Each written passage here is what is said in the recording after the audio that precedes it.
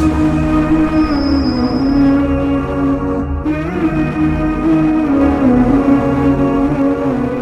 اللہ الرحمن الرحیم الحمد للہ وحدہ والصلاة والسلام علی من لا نبی بعدہ۔ بات چل رہی ہے بچوں کی تربیت پر، بچوں کی تربیت کا خیال کرنے پر، بچوں کی تربیت کرنے پر، بچوں کو اچھا ڈھنگ، اچھی تربیت، اچھا انسان بنانے پر ماں باپ کو جنت ملتی ہے۔ ماں باپ کو جنت ملتی ہے تو تفصیل سے بات چل رہی تھی، کل بھی بات چلی تھی۔ تو کئی گھروں میں دیکھا جاتا ہے کہ ماں باپ بچوں کی تربیت کرنے کے بجائے ان کو کھیلنے کے لیے دوسروں کے گھروں میں یا گلی میں اس طرح بھیج دیتے ہیں جیسا چرواہا اپنی بکریوں کو چرنے کے لیے بھیجا تھا۔ دیکھتی نہیں ہمیں بکریوں کو چرنے کے لیے چھوڑ ڈال کو سکون سے درخت کے نیچے بیٹھ جاتا تو بکریاں پورا چرتی شام تک۔ اسی طرح ماں باپ بھی کیا کر رہی ہے آج؟ 3 سال کے بچے کو، 2 سال کے بچے کو جھٹنے نہیں ہوتا ہو کو، کیا جھٹنے نہیں ہوتا ہو کو لے جاؤ کہاں نہ ڈالتی؟ اسکولوں میں ڈالتی، ٹیوشنوں میں ڈال دیتی۔ جب جھٹنے نہیں ہوتا تھا تو پیدا کیوں کرے؟ ڈائریکٹ 7 سال کے بچے کو، 8 سال کے بچے کو اٹھا لینا تھا نہیں؟ ارے ملتے ہی نہیں کیا یتیم خانے میں بچے ہیں تو بڑی عمر کے بچوں کو لے لینا تھا۔ تو بچوں کو کیا کرتی؟ کھلا چھوڑ ڈالتی۔ آج جھٹنے نہیں ہوتا ہو 3 سال 4 سال کی عمر میں اسکول۔ تو جس طرح بکریوں کو چرواہا کیا کرتا ہے؟ چرانے چھوڑ ڈالتا، ویسا گلی کوچوں میں ہر جگہ کیا کر ڈالتی ہے؟ ماں باپ اپنے بچوں کو چھوڑ ڈالتی۔ کیا کر رہا ہے کیا نہیں کر رہا معلوم نہیں، شام کو آیا گیا گھر کو آگا، شام کو آگا۔ دیکھتی نا بچوں کو، ہم دیکھتی تو صبح میں کہ اسکول کے بیگاں لگائے رہتی، وہ بچہ پورا کا پورا جھک گیا رہتا، انہیں آتا 20 کلو کا بیگ رہتی 50 کلو کی، پورا کا پورا جھک گیا رہتا، روتا ہوا جاتا ہے، روتا ہوا آتا ہے۔ اسی لیے دیکھو میرے خیال سے کبھی بھی بچہ اسکول سے آیا ہے بیگ اٹھا کو رکھتا نہیں، ادب سے پھینکتا۔ کیا کرتا؟ پھینکتا، کہیں کہ تو بوجھ تھا اس کے سروں پر۔ ایک مرتبہ طارق جمیل صاحب غالباً نے قصہ سنے تھے کہ ٹیچر بچوں کو پڑھائی کرتے CUP سپ، CUP کپ آتا، ٹیچر پڑھی کہتے CUP سپ۔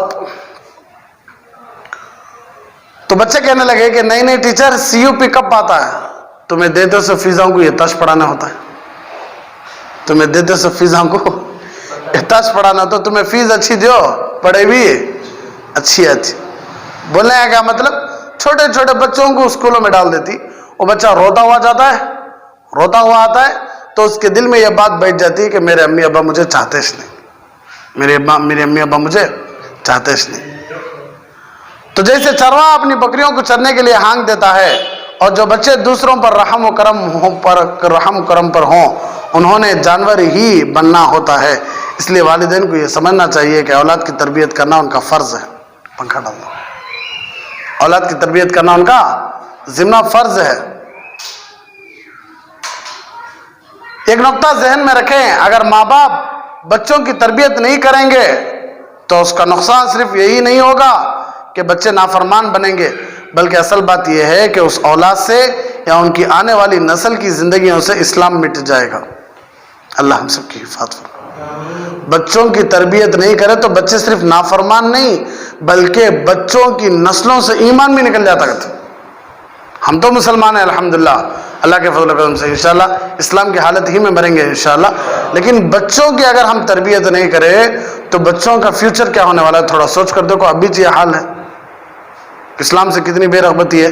تو آتے آتے زمانہ ایسا آ جاتا ہے کہ بچوں کو نہ اللہ کا نام معلوم ہوتا ہے، مشکل سے 10 سورے 15 سورے یاد ہی لوگوں کو ہوتا تھا۔ ایک وقت ایسا تھا 70 80 سال کے لوگ بھی حافظ قرآن بنا کرتے تھے، لیکن آج جوان حافظ قرآن نہیں ہو رہا ہے تو آئندہ سوچ کر دیکھو آنے والوں کا کیا حال۔ اب کے نوجوان مشکل سے 10 سورے یا 15 سورے، کیونکہ تو ضرورت نہیں سمجھ رہی اس کی۔ حالانکہ اللہ کے نبی صلی اللہ علیہ وسلم کیا بولے؟ جس کے سینے میں قرآن ہے اس کی قبر کی مٹی تک اسے نہیں چھوتی، قبر کا کیڑا تک اسے نہیں چھوتا۔ اتنی بڑی فضیلت، لیکن حاصل کرنے کے لیے تیار نہیں۔ آج ہمارا یہ حال ہے تو کل کے دن سوچ کر دیکھو جب زمانہ اور ٹیکنالوجی میں اور مشنوں میں بڑھ جاتا ہے تو اس وقت بچوں کا ایمان کا کیا حال. اسی لیے قیامت کی علامتوں سے ایک علامت ایک ہے کہ لوگ بولتے کہتے ہیں کیا کریں گے کیا کریں گے. تو میں ایک کلمہ سنتا تھا لا الہ الا اللہ محمد رسول اللہ کو ہمارے باپ دادا پڑھتے تھے, چلو وہ پڑھ لیں گے, اس سے ہمیں بچ جاتی. تو کلمہ پڑھا جاتا تھا, وہ ایک کلمہ یاد رہتا کہتا وہ تچ کہ تو میں ہونا تو اب شرط لگا تو مشکل سب نوجوانوں کو 3 سورہ یاد ہیں جو الحمدللہ تبلیغ کی برکت سے اللہ ان کو موقع دیا, گئے ہی اللہ کے راستے میں گئے ہی وقت گزارے ہی یا مدرسوں میں مکتبوں میں بیٹھے ہی, اللہ کے فضل و کرم سے 10 سورہ تو بھی آ رہی.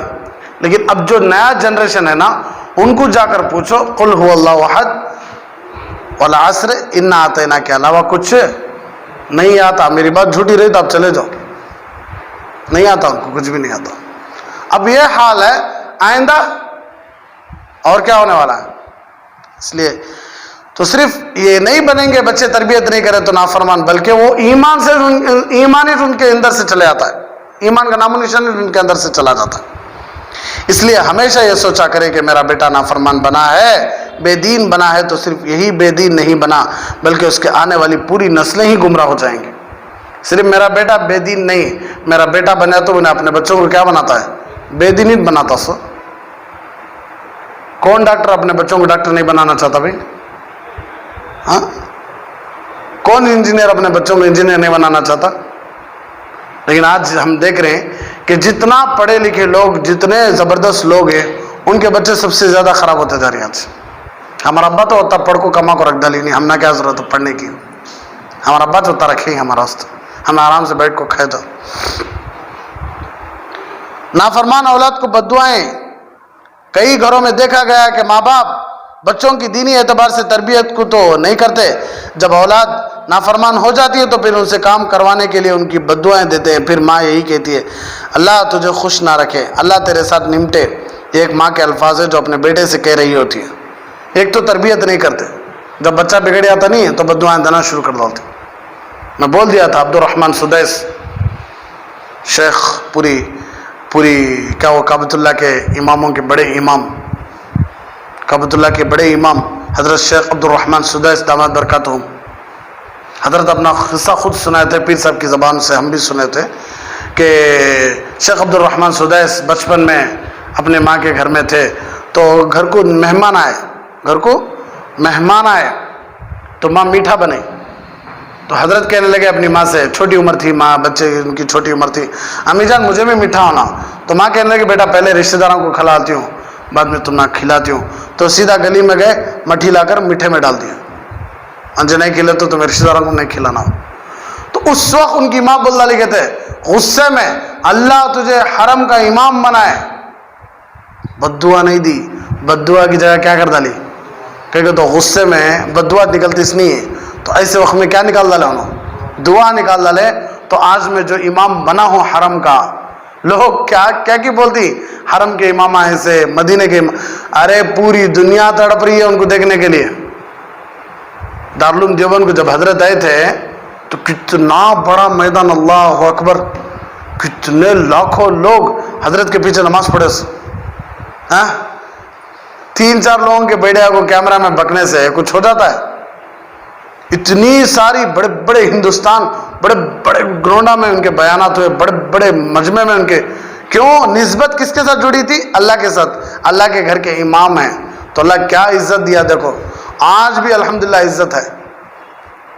حضرت کو کئی مرتبہ کعبے کے اندر جانے کا موقع ملا ہے, کئی مرتبہ, گن بھی نہیں سکتے ہم. اور جتنے بھی بڑے بڑے وزراء, جتنے بھی بڑے بڑے صدر آتی تو حضرت کو رہبری میں رکھتی, حضرت رہبری کرتی سب کی. جتنے بھی بڑے بڑے سلطان آتی, صدر آتی, بڑے بڑے ذمہ دار آتی, حضرت کے ساتھ اس پورا پھرتے. کتنا بڑا مقام دیا, صرف ماں کی دعا کی برکت ہو. ماں بددعا دینے کے بجائے کیا کر ڈالی, ماں دعا دیا لی. تو اس لیے اللہ جن سے پیار کرتا ہے ان سے پوری دنیا پیار کرتی کہتی. اللہ جن سے پیار کرتے ہیں ان سے پوری دنیا بھائی. اللہ ہم سب کو بھی اس کی محبت نصیب فرمائے. تو بولے کیا مطلب, غصے میں مائیں بددعائیں نہ دے بلکہ دعائیں دے دیں. کہاں حرم, کہاں انہوں, لیکن اللہ سنیا نہیں ماں کی. کئی مرتبہ ایسا ہوتا ہے کہ بچہ جوان عین جوان رہتا ہے, اچھا کماتا رہتا ہے, ایکسیڈنٹ میں مر جاتا, کسی بیماری میں مبتلا ہو کر مر جاتا.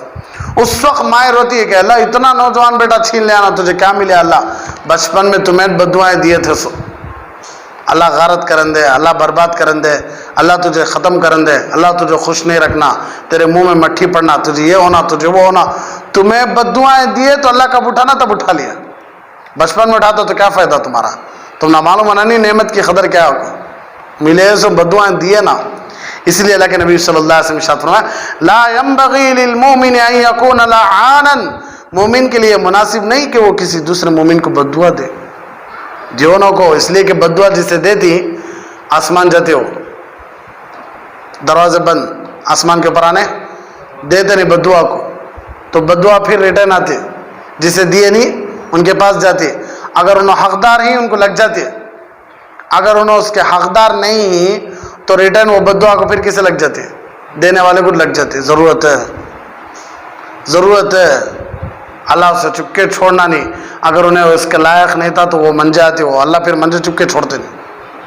اس لیے بددعا کا لفظ نہیں نکلنا.